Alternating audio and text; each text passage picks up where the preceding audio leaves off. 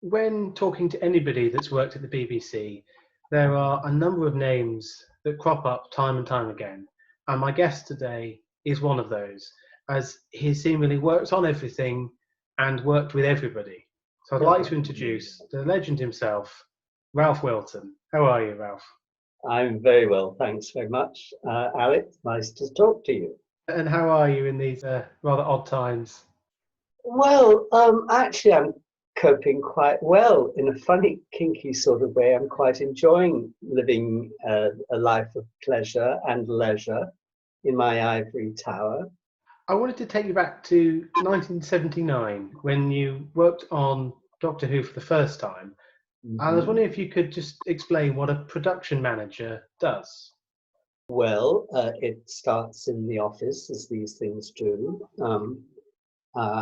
You do a lot of scheduling, and you're given a budget, and you're told strictly to stay within the budget. And remind me, was that Shada that never got done? Was that the first one that I did? Yes.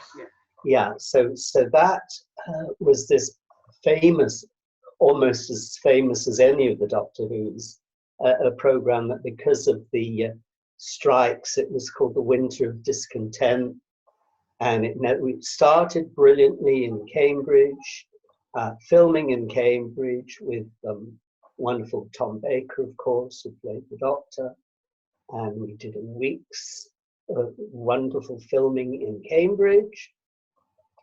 But halfway through the week, the chief electrician came up to me and said, "Ralph, I'm ever so sorry, but we're on strike." And I said, "What?" He said, "Well, you know that we're having great problems, not just with your show, but throughout television." And it was a night shoot, and I had a huge setup, lights everywhere. The police had closed all the roads for us. Being Cambridge, it was a chase on bicycles. Tom, wearing his famous scarf, was being chased by the baddie, brilliant actor called Christopher Neame, who in the storyline, the writer, of course, was the wonderful Doug Adams, who was the script editor. And a brilliant storyline. The baddie, Christopher Neame, was trying to suck the Doctor's brains out with this magical silver balloon, which would then transfer itself into the baddie's brains, and the baddie, Chris Neame, would become the most brilliant person. So we'd had all this set up, and 5 to 12 were ready to go, and the Chief Sparks came up and said, "Ever so sorry, but we're on strike." And I just couldn't believe it, but we had to reschedule. So the wonderful director, Pennant Roberts, and I sat down, and he said, "Well, to hell with the electricians. I hope this isn't going over to Bet2 or something. We'll just do it in daylight without lights. Fix it, will you?" Well, this is what one has to do. At midnight, I had to ring the police station and get the deputy policeman on duty at that time. I said, "My name's Ralph, I'm from the BBC, blah, blah, blah, blah, blah, blah. Could we please do exactly as we were going to do this evening, tonight, but could we do it tomorrow morning at 11 o'clock, starting at King's College?" And they were brilliant. They said, "Yes, we'll close it all down for you. You can do your chase on bicycles." You do realize, of course, that tomorrow, Saturday, is the big market day in the middle of the square.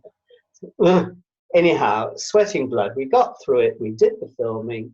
We got into the studio with all the filming, done. And after the first studio, we had about 3 studio days to do.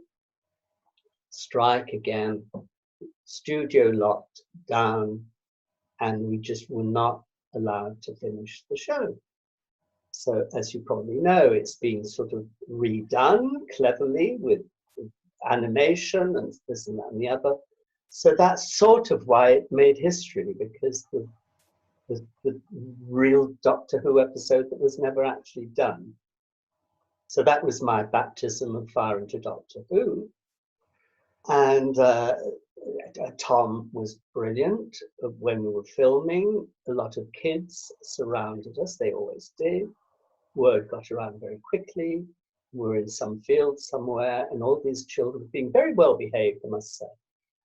And during a break, one of them came up to Tom and said, "Oh, Doctor Who, is it you?" He said, "Yes," with his scarf.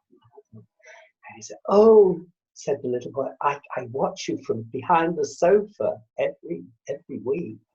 And Tom, being brilliant, answered back, "Yes, and you know, my dear, I can see you too." So can you imagine that little boy's reaction every time he watched Doctor Who? He thought the Doctor was watching him from the other side of the screen. Anyhow, that was a lot of fun to do. And the one I did after that did happen. They changed. That was Tom's last Doctor Who, I believe, because his part was taken over by a lovely guy called Peter Davidson, and we got it finished. We filmed it in Amsterdam. Somebody said, "Why are you doing it in Amsterdam?" And I said, "Well, we had a brilliant producer, John Nathan Turner, who was very showbiz. You know, he had Bonnie Langford, you know, that sort of guy. He was smashing." And he said, "Well," I said, "I rather fancy doing some filming in Amsterdam. It's as simple as that."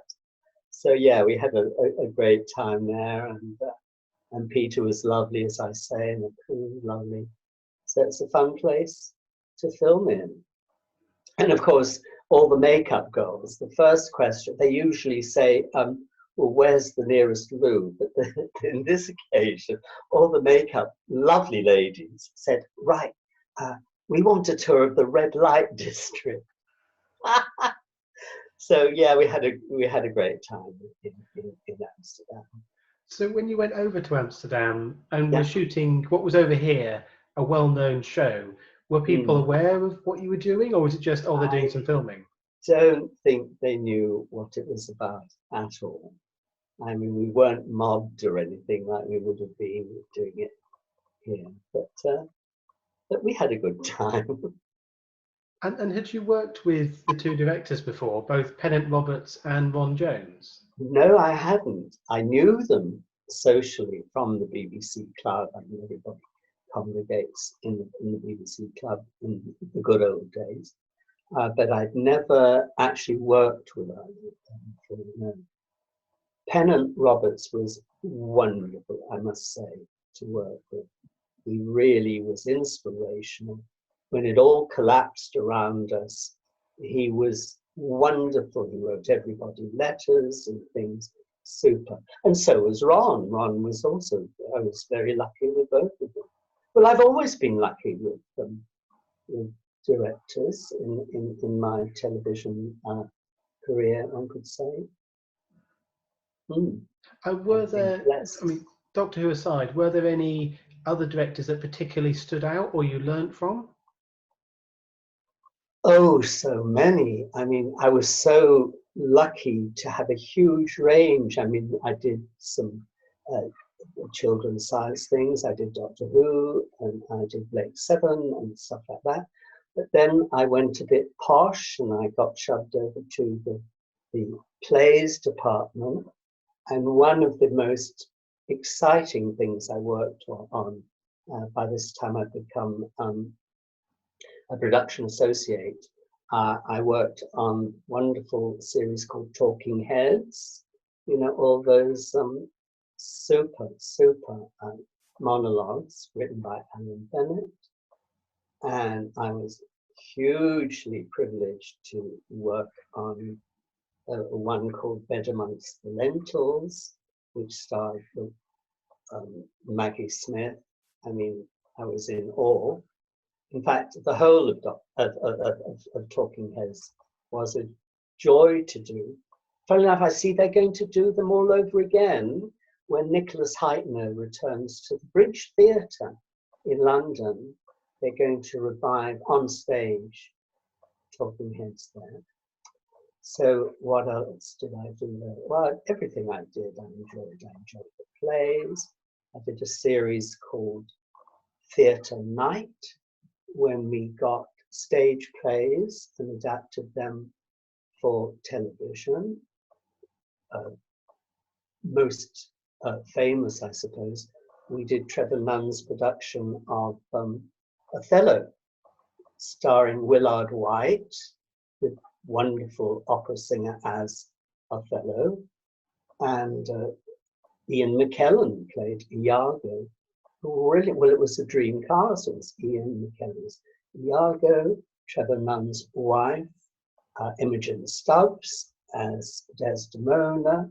Michael Grandage became very important in the theatre, was one of the soldiers, and fabulous Zoe Caldwell. No, it was a joy to do that particular play.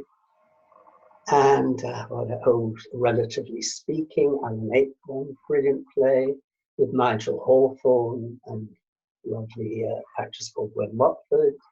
So that was a great series that I did, Theatre Night. But when I first started as a humble assistant floor manager, I seemed to do an awful lot of war things. The first thing, no, before that, the very, very first thing was let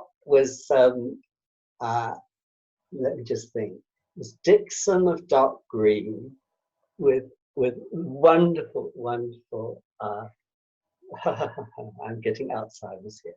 Well, anyway, it was Dixon of Dock Green, that was the last one, with Jack Warner, who by now was it was coming up to his 80th birthday, I think. And a wonderful producer I was working with, Via Lorimer, said, it's coming up to Jack's big birthday. What should we get him as a birthday present? I said, well, there's this very smart shop in Bond Street. It sort of specializes in leather albums and things. Why don't we get him a beautiful bound diary? And Via said, brilliant idea. I said, better still, why don't we get him a 5-year diary? I said, don't push it. So yeah, that was a joy to do. And then the very next thing after Dixon Dock Green, I seemed to do an awful lot of war things. The major one that I did after that, again as an AFM, Central Forward Manager, was Colditz, famous prisoner escape series, which was really exciting to do. And we had the entire sound stage in Ealing Film Studios, which the BBC filmed in, converted into the yard of Colditz Castle. So had a lot of exciting filming happening there. Again, starry cast. Robert Wagner was in it for the American distributors, and David McCallum for the British. And again, as I said, I was a humble AFM there. So the phone went in the little office attached to the rehearsal, and I answered the phone, and this charming American lady said, "I'm sorry to interrupt your rehearsals, but could I leave a message for my husband?" And I knew exactly who I was talking to. I said, "May I ask who's calling?" And she said, "Oh yes, this is Natalie Wagner." I nearly fainted.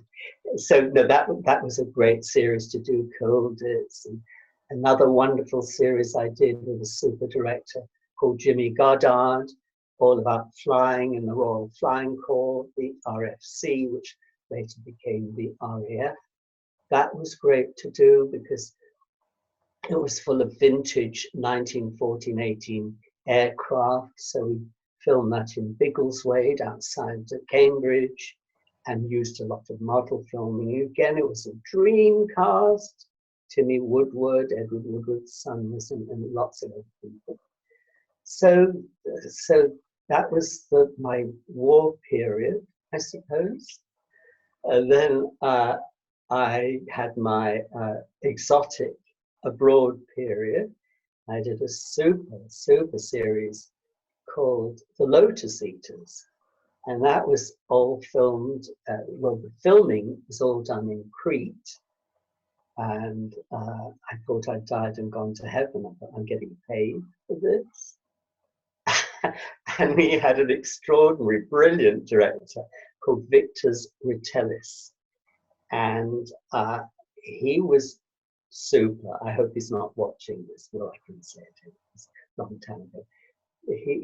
He was a bit strange in a nice way. All his scenes needed to have two things. One was a mirror shot, and the other was blood, because I think something awful that happened. He'd been brought up in a concentration camp, so he fought in a funny different way. So anyhow, so we had a lovely old actor called Morris Denham in this, a character actor, and it was sadly time for Morris to be killed off. So Victor amazingly thought up this scene. There is little old Morris Denham walking down the hill, and approaching him at great speed was a lorry full of blood oranges, the first clue. And it's the driver of this lorry is blinded by the sunshine in the mirror, that's the second clue, and slams on the brakes, but poor old Morris gets it. And symbolically, all the blood oranges spill out of the lorry, and this boot comes down on them and stamps on them, and because they're blood oranges, of course, blood spurts out. So here's me, humble little assistant floor manager, preparing for the scene with a crate of oranges, a bottle of Leichner's makeup blood, a syringe, and that was my job. That's the sort of thing that goes on behind the scenes, which is much more fun than what you see. Well, as much fun as what you see.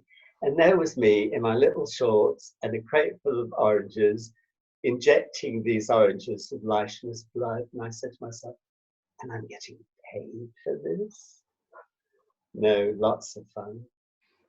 And then I sort of got promoted from AFM to, first of all, production assistant, which we're talking about. So it got a bit more, a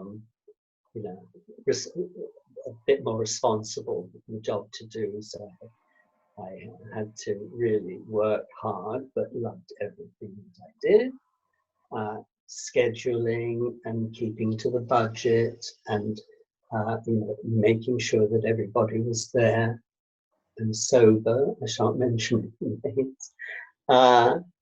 So yeah, I did lots of super series, and I was basically in series and serials, because the BBC at that time had three kind of separate departments. There was series and serials and plays, and plays were the posh bit. So I was lucky enough to do all three and had a wonderful time, worked with fabulous directors. Super series I did called Sons and Lovers, based on, D.H. Lawrence's books. And that had a wonderful cast, the fabulous Eileen Atkins.